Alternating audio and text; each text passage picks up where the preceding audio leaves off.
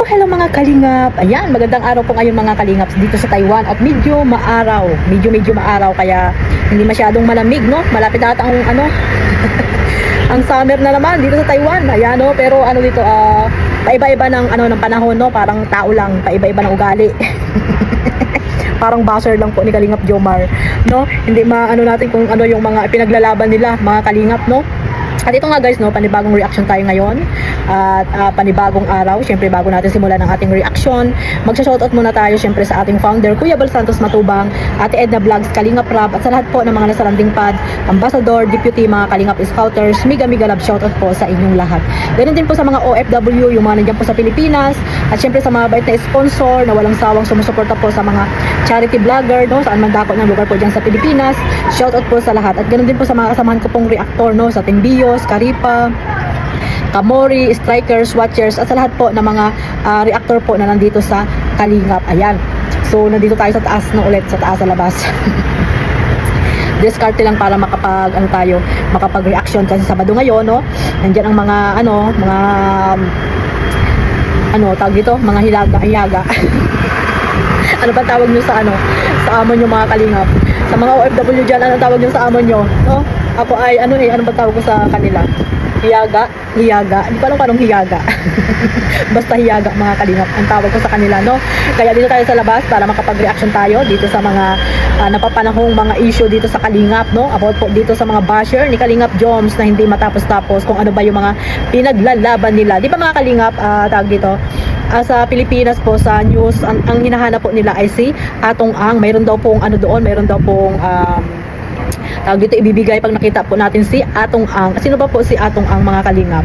No, hindi kasi ako updated sa mga balita doon sa Pilipinas, no. Dito ako nakapokus sa YouTube. At dito sa Kalingap, no, ang ipapanood ko sa mga balita na yan diyan sa Pinas ay dito na lang ako sa mga charity vlogger. Ayan, no, yung mga love team na sinusuportahan natin. Yan na lang po ang panonoodin ko. Hindi siya naman yung mga balita na nakaka-stress din minsan, no, yung mga balita sa Pilipinas. Yan, katulad yan, no, yung si Atong Ang na naman daw. Sino ba yung Atong Ang na yan mga kalingap, no? Sa Pilipinas, hinahanap si Atong Ang. Dito sa Kalingap, no, sa mga basher ni Kalingap Jomar, si Kalingap Jomar ang hinahanap nila. Ayan, di umano, wala si Kalingap Jomar sa daet. Ayan, nasaan ba si Kalingap Jomar? Ayan, finding Kalingap Jomar.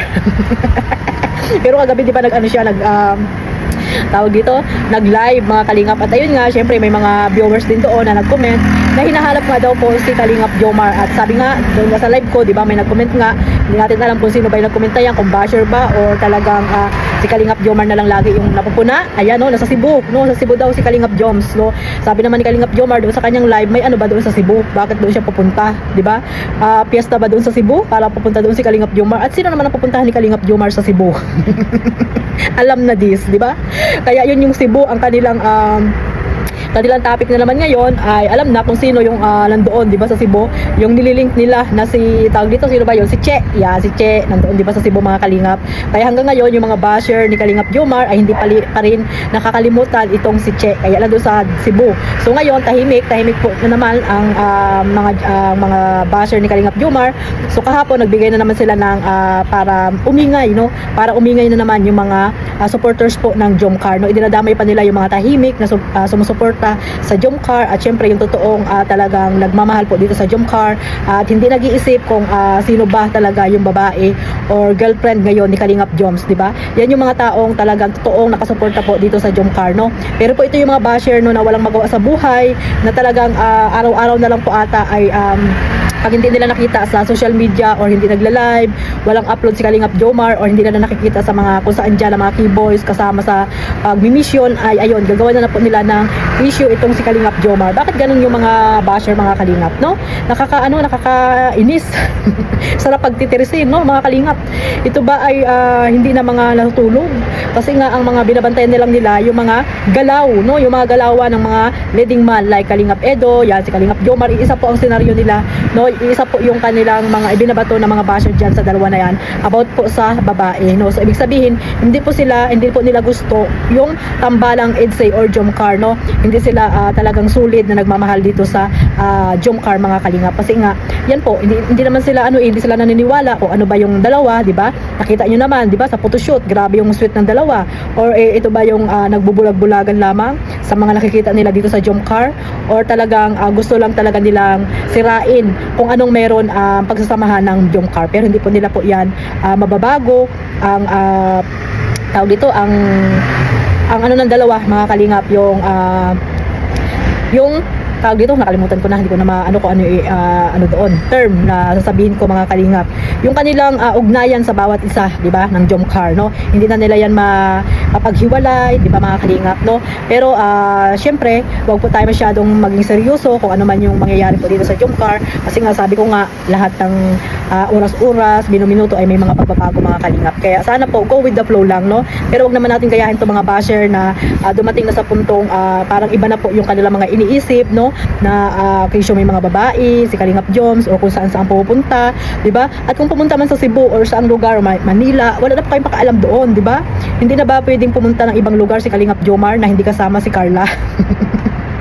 Na if ever man may kausap siya doon na for business, di ba mga kalingap?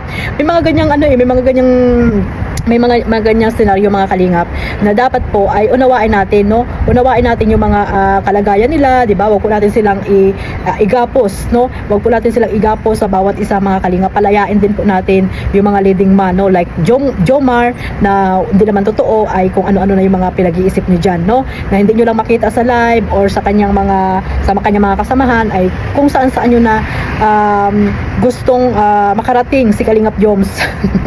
Dito pa sa Taiwan wala. Hanapin ko nga si Kalingap Jomar dito sa Taiwan. Baka nandito ngayon ay si Atong Ang na lang hanapin natin. Kasi si Atong Ang magkakapera pa tayo. Kay Kalingap Jomar wala. Hindi tayo magkakapera kung hanapin natin si Kalingap Joms. Dito kay Atong Ang magkakapera pa tayo. Pag yun ang nahanap natin, milyon, di ba? 10 million ata, 10 billion. So kay Kalingap Jomar, support lang tayo, di ba? Huwag natin hanapin si Kalingap Jomar kasi nga alam ko kung nasaan, no? Alam ko guys kung nasaan si Kalingap Jomar. Alam nyo kung saan si Kalingap Jomar? Sasabihin ko na ba mga kalingap? Si Kalingap Jomar ay nasa puso ni Carla. Nandoon si Kalingap Jomar. Hindi kung saan nyo hanapin si Kalingap Jomar, no? Nasa puso ni Carla si Kalingap Jomar, kaya wag nyo hanapin kung saan. Ha?